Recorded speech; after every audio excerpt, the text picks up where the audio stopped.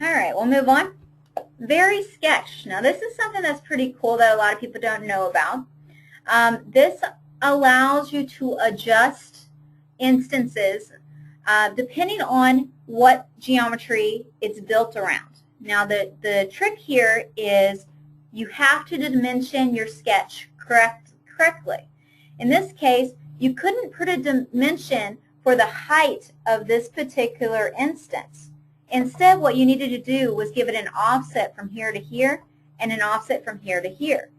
And then as this grows or shrinks, it's going to maintain those offsets as it goes down.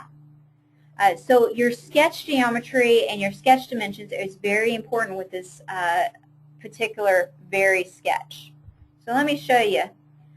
Also, there's a trick when you're doing your direction to getting the very sketch option.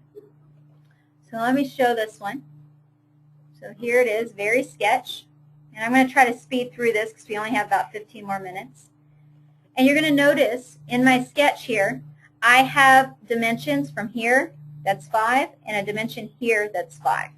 All right, so I didn't give the total height. I'm going to do a linear pattern with this edge.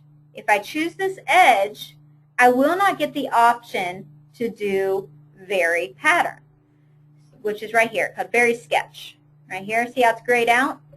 It will not give me the option to check that box unless I need to choose a dimension.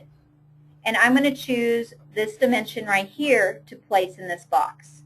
So I'm going to say use dimension D2 at sketch 3 as your direction. And once you do that, you will get the option to vary your sketch. So let me flip directions here. Let's do 4 of these, and maybe we'll space them a little bit more, something like that. You notice without the vary sketch, it makes the heights of these cuts go all the way up to the height over here. But if you tell it you want to vary the sketch and make sure full preview is turned on, you're going to see, is it going to give me my preview? No. Oh, it doesn't like the geometry pattern. It has to be able to calculate things. There we go. And it will automatically shrink everything down. So all I had to do to get that to work was uncheck my geometry pattern there. Because it's doing some calculations, it couldn't take the same one. You had to uncheck geometry pattern to get that to work.